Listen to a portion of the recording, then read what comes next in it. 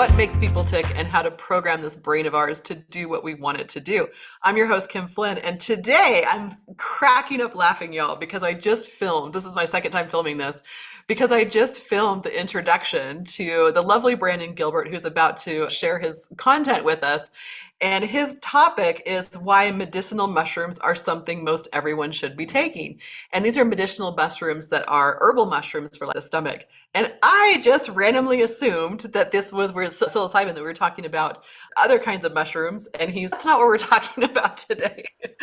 So I have to crack up laughing. Brandon, thank you for correcting me. Maybe we'll have even more listeners listening to non-psilocybin mushrooms, why medicinal mushrooms are something you should be taking. I have never even heard of this. All I know about is the mushrooms that I put in my salad and psilocybin. So you're going to educate us on the other types of mushrooms. We have a giveaway for our listeners at the end. So Brandon's got an offer for us at the end, and I've got some free giveaways and some free training for you at the end. So if you like free stuff, stay tuned to the end. And a word from our sponsor, Habits for Humans, is brought to you by RetreatWorks. We train life coaches and business coaches and wellness business owners how to build a retreat, how to add a retreat onto your existing business. And we host retreats in Costa Rica, teaching you how to host retreats, if that makes sense. So I'm so excited to introduce Brandon Gilbert. Brandon has been deeply interested in studying Eastern philosophy since the age of 14. As a serial entrepreneur, he started his first business in 2006. And after going deep in the alternative health field to resolve his own health issues, he felt motivated to share his views and experiences with a larger audience. So he created a YouTube channel called HyperionTV.com in 2009, built up a following, I think, of tens of thousands of followers, and then launched Hyperion Herbs in 2010. And after the profound effect tonic herbs had on his life, he founded Hyperion Herbs to share purely potent tonic herbs and make them accessible and easily available like never before.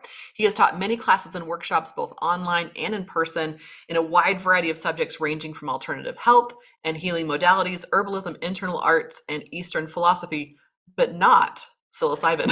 So I know that now. In addition to running Hyperion Herbs and Hyperion TV, he spends and invests many hours per day training internal arts like Qigong, Nigong, and Tai Chi. Maybe I said those right this time, and various sitting practices. So welcome, Brandon. How was my pronunciation on those? Definitely expert level. Yeah, thanks so much. It was I'm a master. yes, absolutely. All right, let's dive into it then. We always start out with the number one habit to manage your own mental wellness. So, what's a practice or 12 that you do to manage the daily stress of life? Yeah, for me, I think Tai Chi is the most powerful thing above and beyond any supplement or any substance or anything else that I've taken or ever done. And I say that because at the deepest, or one of the more important mechanisms of Tai Chi is actually rewiring completely how your system responds to any stressor, whether that's mental, emotional, physical, or whatever. Any type of stressor that your body encounters usually engages what we call your fight or flight response, which we're all pretty familiar with, because I think, at least as modern humans, most of us exist in that state fairly constantly, especially if we're trying to compete and do things in the world. That's an aspect of fight or flight. So basically, in a literal, tangible, visceral, practical, repeatable way, Tai Chi teaches you how to directly interface with your nervous system and release things from your nervous system. So on a day-to-day level, you release things before they can even accumulate. And then as you go deeper into it, as you put in hours and as you get more proficient and develop the skills and the qualities, you're able to go deeper and deeper all the way to the really some of the deepest aspects of your nervous system and completely rewire your fight or flight response to where there's a handful of pretty high level practitioners that I know, and they actually don't have a fight or flight response. It's literally physiologically impossible for their organism to register stress under any circumstance. Now, that's obviously a pretty high level attainment and something that took them many years, but they reached it, and they have physiologically no fight or flight response. But that's just one aspect. Tai Chi can go off in many different areas and many different avenues, but at least for me, that's my biggest daily practice. Okay, so I am a Tai Chi newbie. I've never done it before. I've only seen it in movies and seen it in parks. I know nothing about it. From a brand newbie perspective, it looks like a cool practice that older people do. Will you walk me through how it's different than yoga, how it's different than meditation, and kind of like you're showing me the view from the end of the road. Like the end of the road is you have complete mastery over your body essentially with no fight or flight. But that's obviously not how it starts. So will you walk us through the steps of how that happens and why Tai Chi? Why does Tai Chi do that? Yeah, definitely. I think in modern times, we have an amazing opportunity because we can access a lot of things from a lot of different cultures, from a lot of different historical periods, which is great. But the downside is we lack the discernment, we lack the framework, and we lack really the skilled authorities in those things for us to be able to easily differentiate the difference between meditation, the difference between meditation and yoga, the difference between meditation, yoga, Tai Chi versus Qigong versus Neigong versus a bunch of other things that I could name that when we hear them, we commonly just put them all in the same basket. And what I'm describing and what I practice and what I've dedicated my life to seeking out and finding is really the truest, the most authentic, and the actual substance behind what many of those words mean. And I can say that they all can have a degree of similarity because obviously it's a human organism. Like it's working with the relationship between the mind and the body. And so, of course, if you're using that sort of interface, then of course there's going to be a lot of similarity. But there's also, I would say, there's an insane amount of differences. And we could spend months going over these things. And just in my opinion, from what I've seen over the years, especially Tai Chi and many of these other arts, are by far and away the most complicated, intricate, difficult things that humans have done and have put together, like beyond, above, far and beyond anything else. But basically, how that would start and how that would really interface with what we're commonly associated with, which is like people moving slowly or gentle exercise that old people do. Basically, it comes back to it is what it is. So what I mean by that is if someone is just moving slowly and maybe breathing deeply, that's literally all that they're doing. That's not Tai Chi. Has nothing to do with it. They might be doing like choreography, dance movements, whatever from Tai Chi, or if it's meditation, they might be sitting quietly with their thoughts, with their attention turned inwards. But that's not meditation. It's literally just sitting, trying to be calm and turning your attention inwards. That's it. Tai Chi is a specific, dare I say, scientific formula, scientific process of developing specific internal qualities and taking your body through a specific, repeatable, somewhat linear process of development. And basically, for me, I'm a freak, I'm a weirdo. So to me, that really appeals to me in the fact of dealing with the difficulty and the grueling nature of what the practice actually is. I'm okay with it. It's fine. But I have the luxury of time. And for most people to genuinely interface with these arts in a meaningful way is going to require hours of practice every day over the course of years. If you're lucky enough to find a really skilled teacher, which I think that's outside of the realm of possibility for a lot of us. So yeah, hopefully that sheds a little bit of clarity. I wish there's I'm not. mostly, oh, go ahead. Sure. I'm mostly more confused because listen to these words you used. The grueling nature, right? And I'm laughing because I'm from a perspective of it looks like gentle movement in the park, right? So will you walk us through, and I totally believe you and I'm on board with you. I'm just laughing at myself and my inability to grasp. Tell me about the grueling nature. What is going on and what's the journey? Because obviously it starts for everyone as we're learning motions, right? I'm guessing that's where it starts. When does it start to shift and what does it start to shift to? Walk me through that if you don't mind. Yeah, to be honest, it's completely understandable. This is not a natural thing. This is completely opposite to how the human body works. It's completely opposite to how life works. And so much has been lost in translation in the modern world that what we're familiar with is like a McDonald's Disneyland version of what the real thing actually is and means. And I will say this I would just pose this question to anyone listening. Anything in life that is meaningful requires sacrifice, dedication, focus, skill, like trial and error, making mistakes, investment. We can accept that, whether it's starting a business, losing weight, getting in shape, lifting weights, any of those things we can understand are going to be uncomfortable, unpleasant. Like you wouldn't go to the gym and say, I want to be like deadlift 400 pounds. And but you wouldn't go there and say, but I don't want to experience any discomfort. I would like for it to be as easy and as comfortable as possible. People are going to look at you like, what planet are you living on? Or if you want to say, you know what, I'd like to be a billionaire, but I don't want to make any sacrifices. I don't want to have to do any work. I don't want to have to learn anything. I don't want to have to make any mistakes. I just want to feel real comfortable and relaxed on my journey from making 60K a year to making $1 billion a year. People are going to look at you like, are you sure in the right and sure in the right dimension here? So let's say that's just fairly mundane human level things. But let's say you want to say, you know what, I want to go after completely rewiring my entire organism and maybe even have the potentiality of accessing something beyond the human realm. Wouldn't you think that would proportionally have an increase, like an even higher level of difficulty?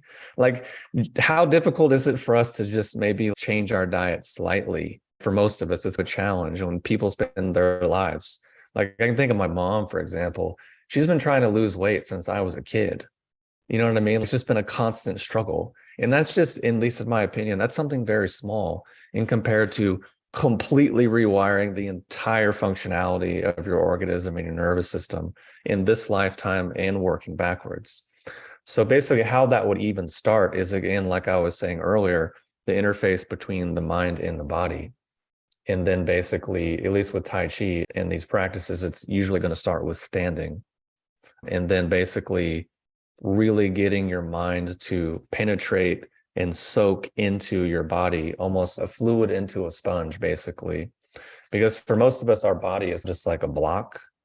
It's just like we feel where our hands are, we are aware of where our limbs are, but it's, can we feel the fluid flows? Can you tell what your cerebrospinal fluid is doing? Can you tell what your interstitial fluid is doing? Can you consciously manipulate your blood circulation? Can you move your liver around? Can you do all these subtle things? No, but it's all possible. It's just where we start off is like things are like a brick where it's like, okay, I feel my shoulders are really tight. I kind of feel my hips are tight. And then it's okay, it's where you start. But then gradually over time, as you develop, your awareness and is able to soak deeper and deeper into your body to where you can feel your skin versus your fascia versus your muscles versus your ligaments versus your tendons versus your fluids versus your blood versus your bones versus your nerves. All these different things, your mind can feel exactly what's happening in each of those systems. And then basically through a process of release, basically those systems go from a place of relative tension and contraction to opening up. Things open up, things release. It's almost like a water system. If you have a pipe with water flowing through it and you squeeze it, the water gets constricted and eventually one end backs up and you create problems. But if you actually open it up and the flows are easy and efficient, then the function of that system actually goes up.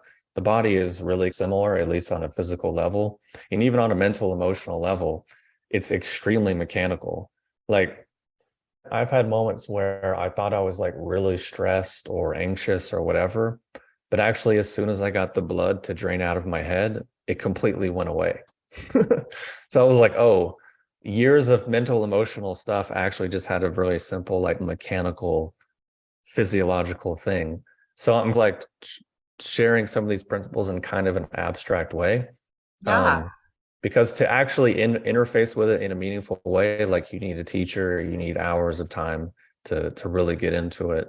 And what I'm saying doesn't make sense, but when you actually step into those waters, and go through the process, it all makes sense. So it sounds like I'm being confusing or being vague or abstract, but I'm actually being quite specific. It's No, just that that if you don't have the experience for it, then it's foreign. And that's the other important thing to realize about all of these types of arts, is that they're inherently experiential and tangible and visceral and real. They're not make believe or subtle or based in visualization or hope or fantasy or any of those things. It's extremely real and extremely dense and extremely tangible. okay. And that goes for anything on the spiritual realm as well, because they all interface and relate. I want to go way back. That was a great explanation. I want to go way back to the McDonald's version of the real thing. I think that phrase hits it on the head. We want something that's so manufactured and purchased. And so it makes sense. So I've been practicing yoga for probably, I don't know, maybe 3 years now, pretty dedicated. And I go to the local yoga studio, and for the first, I don't know, probably 2 years, it was let's do the poses. And even for the first 6 months, it was like, oh, I'm not as flexible as that person. It was like a competitive comparison thing. And slowly it's shifted after a couple of years to now it's completely my own experience. I have no idea what else in the classroom is doing. Really, who cares? Like they're having their own experience. And just now, 3 years into it, getting to a place where I am really focusing on what's happening inside of my body, right? So I think, okay, this is 3 years in. Man, it's probably going to take 30 more years to be able to get to a place where you truly are in that place that you're talking about. So if I've been doing this for 3 years, what's my time trajectory looking like? If I were to order this on a McDonald's menu, that's what I'm looking for again. I'm looking for you to take the spiritual and make it like McDonald's menu concrete. But give me some guidance here. If I were doing Tai Chi, I'm guessing it'd be a similar experience. You start with just the movements, and then you realize it has nothing to do with the movements. Is that correct or not as much?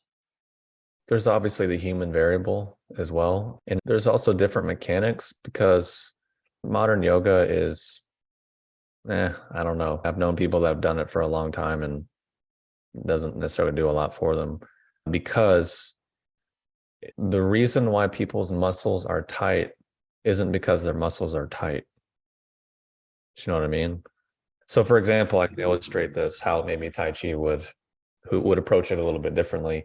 Typically how yoga is, let's say I want to, I don't know, relax my shoulder or something, right? So I'm going to take it to the in range and then try to increase that in range through breathing and releasing and relaxing and whatever, to hopefully like maybe, at least in my mind, make that muscle not tight or make that muscle longer, right? Or whether that's my hamstrings doing a forward fold, or the front line of my body and the front line of my spine doing a back bend, or basically that's the general idea, is go to your in range and maybe try to make that in range a little bit longer, which is why people are so obsessed with they're more open than I am and whatever. But in actuality, there's actually, at least physiologically, there's a lot of harm that can come from making your muscles too slack, like hypermobile, hyperflaccid. And actually, I've known quite a lot of people that have done yoga for a long period of time and gotten actually quite injured. They develop hip pain and joint pain because the elasticity in their tissues gets relaxed and released out and their bones start doing this.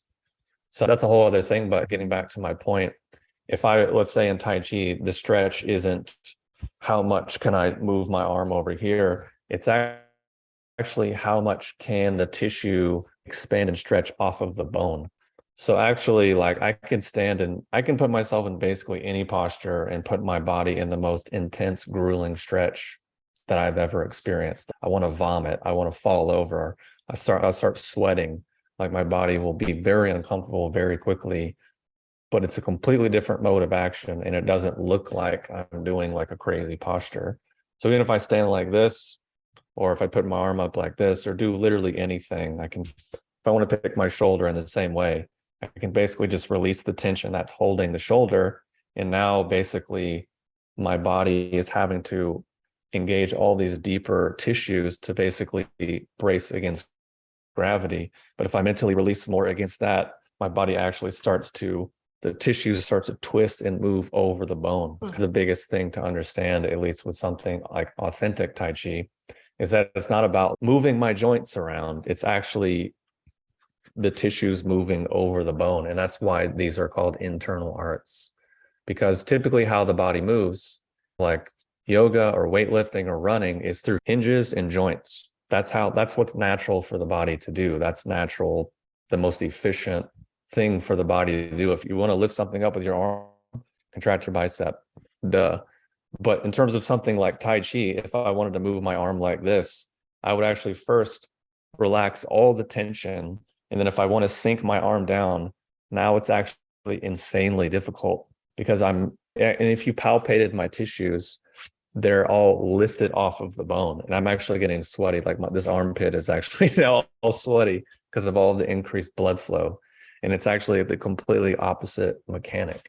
But just from whatever 90 seconds doing stupid stuff, whatever, like that arm is noticeably looser and warmer and more hydrated than my other arm. So it's a completely different mechanic. But basically how that would start is through standing, because basically we all have a relationship to gravity, right? We're all dealing with gravity all the time. So basically through our lives, we've accumulated all this built up stress and tension through all the different layers of our body to basically keep us supported in dealing with gravity. So we typically don't really feel it that much. So what you do is actually completely unnatural, completely opposite and stupid. You start off by mentally suspending your skeleton in space and then relaxing all of the tension off of your skeleton. So then basically, at least for me, because of where I am, that actually creates a stretch. That's how I create a stretch in my body. I relax and my body expands outwards. But that's not where you start. Obviously, when you start, you feel like, oh, this is locked. This is locked. This, you feel, oh, there's this injury from this however many years ago that I didn't know about. So then you're mentally just standing there and then eventually letting your tissues and stuff release and sink down. And that basically is like kind of as the ice, if you think about it, or if you take the block of concrete and starts to liquefy it down so that gravity doesn't hit your body and go like all these like jagged stuck pieces, which then takes your skeleton and just squishes it down. So then when it squishes it down, you're like pain here, pain in my back, pain here, joint degradation, all those things. So in actuality, you train the opposite response. So then when you encounter gravity, your system actually expands outwards. So what that means is, yeah, all my tissues separate out, but actually the spaces in my joints, the spaces between all of my bones actually increases as well. And personally speaking, I used to have knee pain, back pain, neck pain, my hips, because I did yoga for about 10 years as well. And I was like a desk worker and all those things. So as a result, my hip bone was jammed into my pelvis. So when I moved it, I literally heard bone on bone. I don't have that anymore. Why? Because I created space. I trained the complete opposite unnatural response. So usually when we encounter gravity or a stressor, tense, or we use intention, we try to make our body do something. Whereas Tai Chi is the opposite response of, oh my God, stressor. So it just, like I said, it's a completely different response. It's a completely different mechanism, and it's not easy because when you go through the process, you feel weaker, you feel less strong in your body. You are letting go of all of your protection, all your defense mechanisms. Basically, you spent 40 years building up this identity that you feel makes you feel strong and competent, and you're just letting all of that go. It's the complete opposite of what we want. We want to feel good. We want to feel stronger. We want to feel all these stimulating things. And this is actually saying, no, how about none of those things? So I don't really recommend it for people, to be totally honest. And I feel like most of the time I'm like a Debbie Downer or like a buzzkill, because as you were alluding to earlier with the McDonald's Disneyland version of things, everyone just wants to tell us the 3 quick, easy steps to master Tai Chi and whatever, because this is what everyone else is offering and this is what everyone else is doing. But the thing is, those things don't really produce the results. I personally speaking, I did all that stuff for 10, 15 years and got basically nowhere. And I got kicked out of multiple Tai Chi and internal art schools because I was like, why is there nothing really happening? There's nothing here. You're just teaching me movements. There has to be more to this. And I just got kicked out of so many schools, and I made so many people mad. And even still to this day, so many people get offended. But I'm like, look, I'm just saying I invested and wasted this amount of time in my life, and then I actually found stuff that was actually real and effective and useful. And now I try to present it and share it to people, and then for some reason just get very upset. But then I look at my teachers and other people online and I see the same thing. So I think that's just some other deeper principle that humans have going on. This is like the trend. So I've done 3 podcasts this week so far. This is my last, but three so far, and this is the trend that I'm hearing. I am hearing a big movement away from McDonald'sifying things, right? I talked to someone who lost like 140 pounds many years ago, and it took her 6 years to get there. And she wasn't even focused on the weight. She was just focused on loving herself, right? Like we're starting to see this big shift away from the easy clickbait, away from the McDonald'sifying and into what is real. And maybe US culture doesn't have a lot of what is real in it. Maybe we need to go beyond to find, yeah, the deeper human experience and things that really heal. It just reminds me of something that has been on my mind. I made a video about it a few months ago, and it ties in perfectly and exactly with what you're saying. And because I've been interested in health and healing and spirituality and alternative diets and even psychedelics and all these other things since like 2004 in full time. Like I'm obsessive. I I really believe haven't had, yeah. yeah. I just, for whatever reason, the way I was born and the way I was raised, like my brain just developed for better or worse differently than a lot of other people's.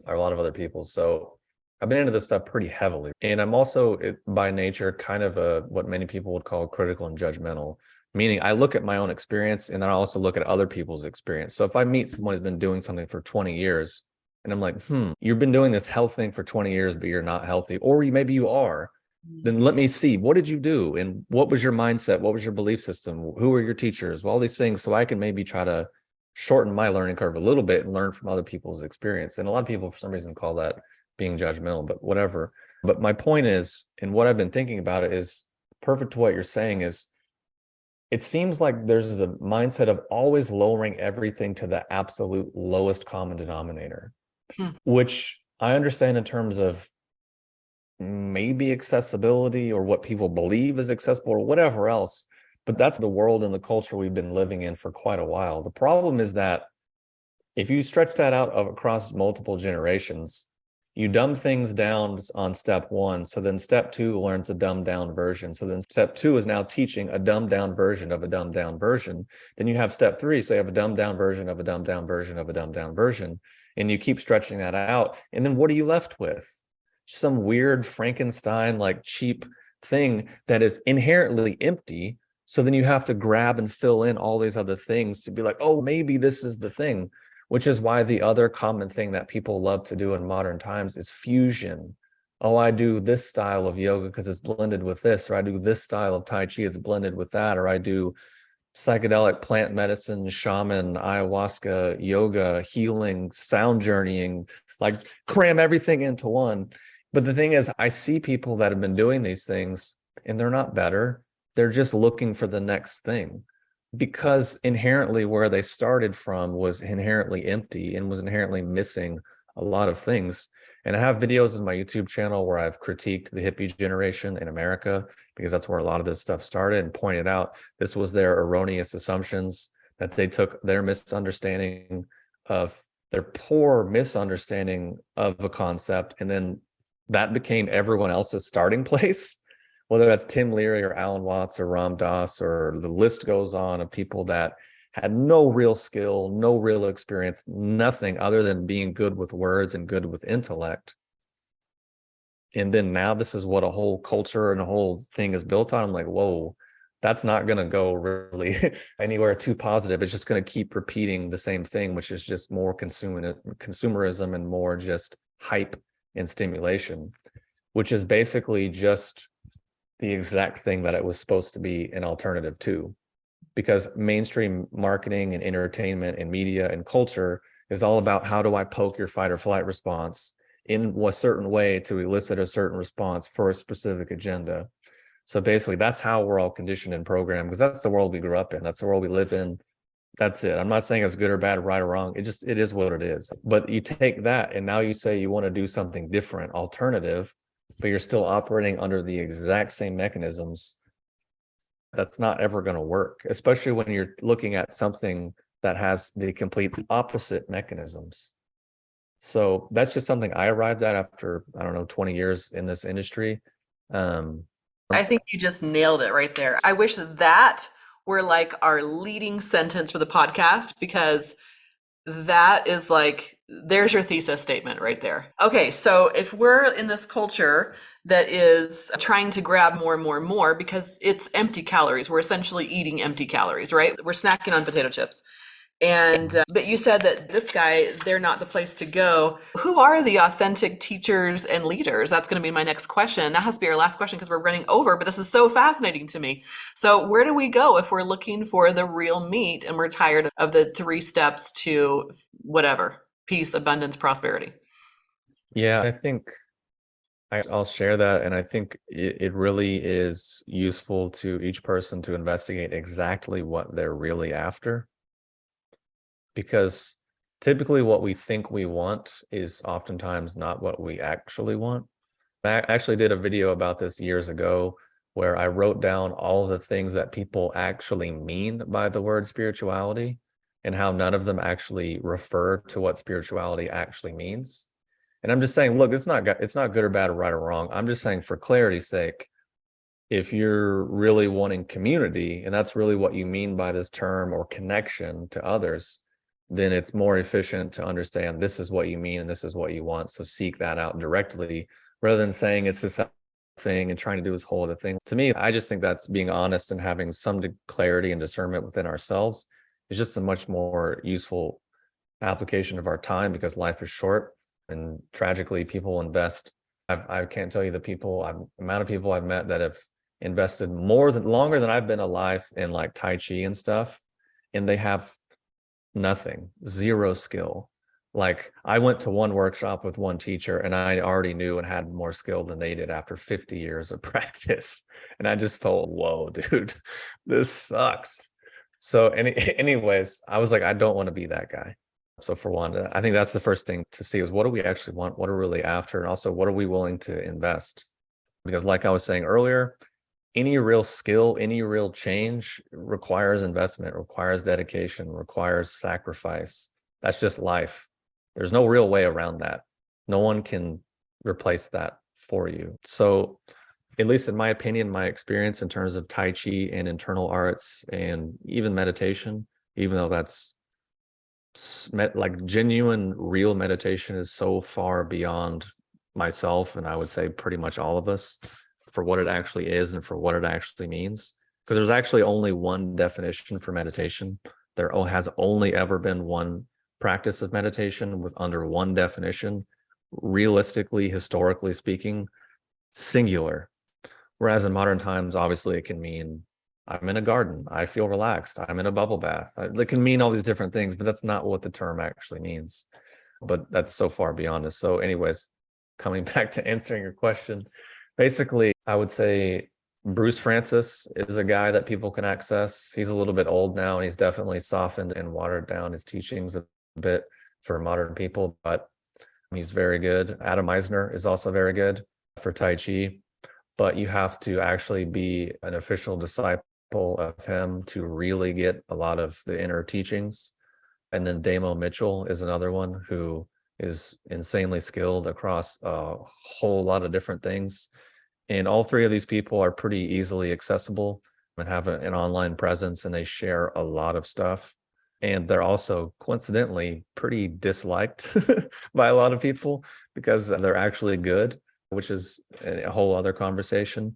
But the other thing too is like, if you learn about those 3 people and the amount of insane difficulty and suffering they had to go through to acquire this knowledge, then at least you can historically contextualize how inaccessible and out of reach this stuff actually is and actually should be, and how the idea that we should just be able to pop on to Gaia.com or some website and be like, oh yes, millions of people suffered their entire life for this, but you know what? I'm a modern person. I'll just pop on, pay $9.99, and I get this, and now I'm spiritual. I don't know, but again, it comes back to history and modern context and all these different things. So again, there's no real shortcut, and I can say genuinely undertaking these things in a really strong way is terrible, really uncomfortable, really unpleasant, and I don't recommend it.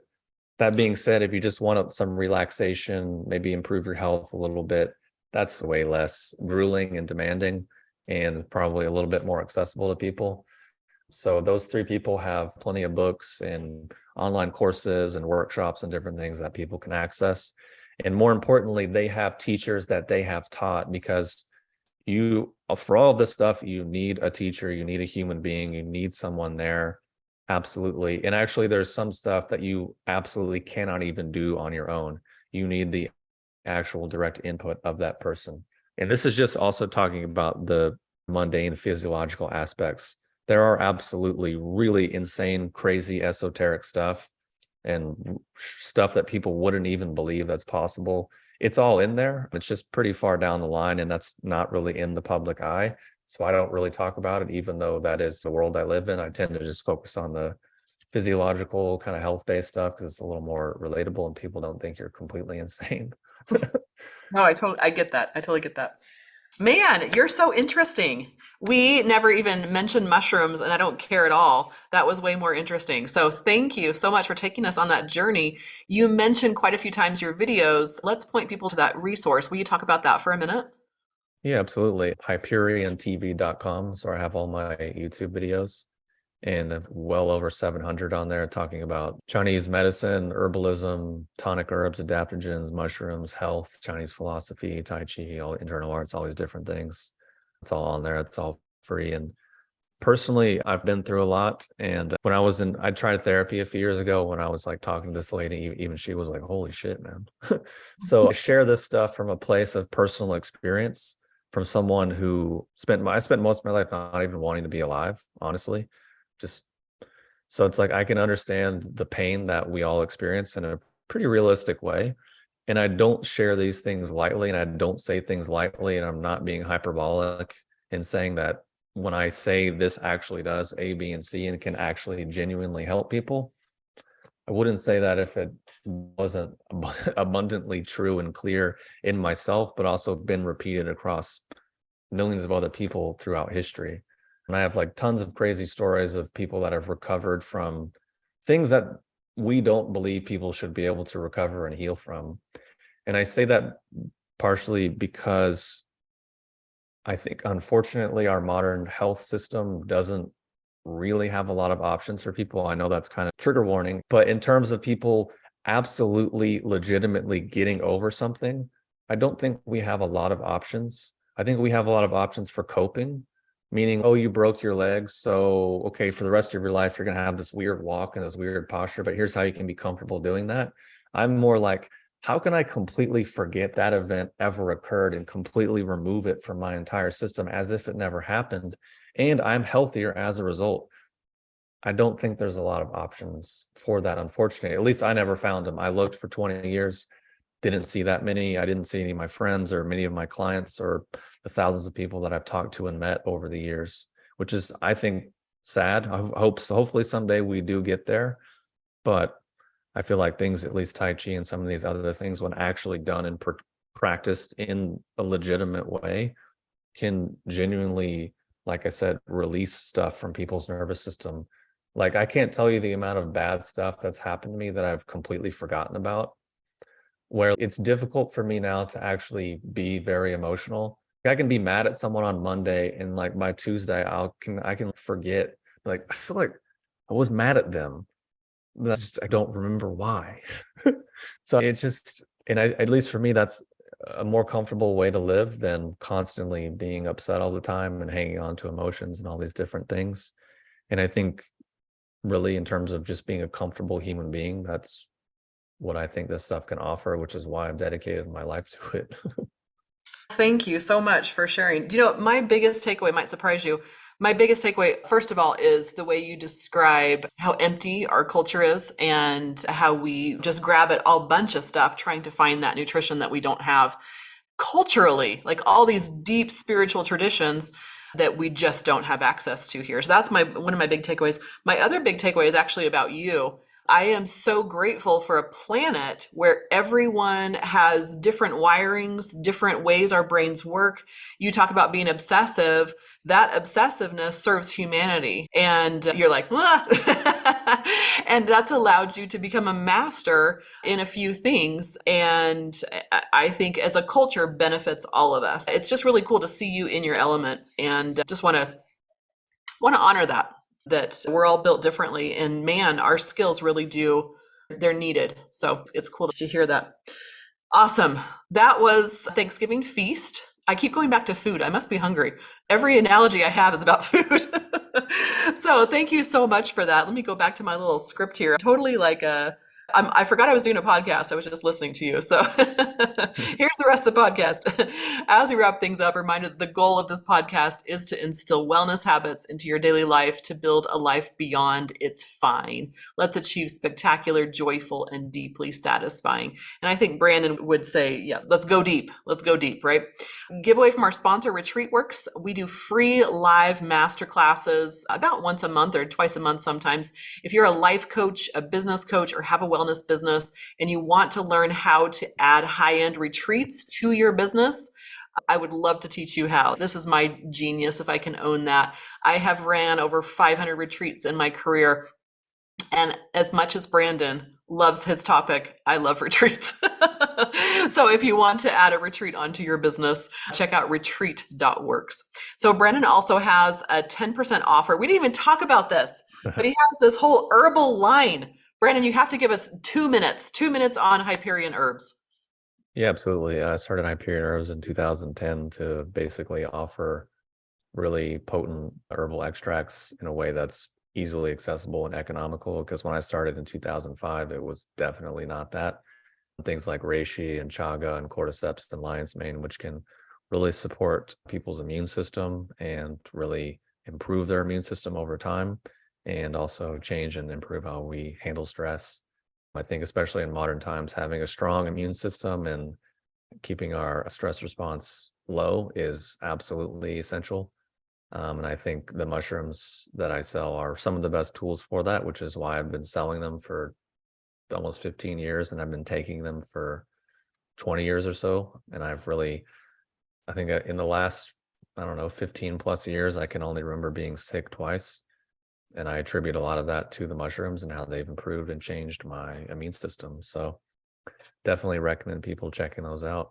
And there's a lot of information on my YouTube channel, a lot of information on the website, and they can also just email me if they have any questions. I'm happy to provide information or recommendations. Perfect. All the links will be below. HyperionHerbs.com, HyperionTV.com.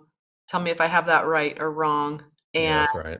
okay, Hyperion TV and Hyperion Herbs. So check out Brandon at either one of those. And thank you so much for joining us, Brandon. That was a meal. And thanks to our listeners. Have a wonderful day. And for our listeners, thank you in advance for giving us a positive review.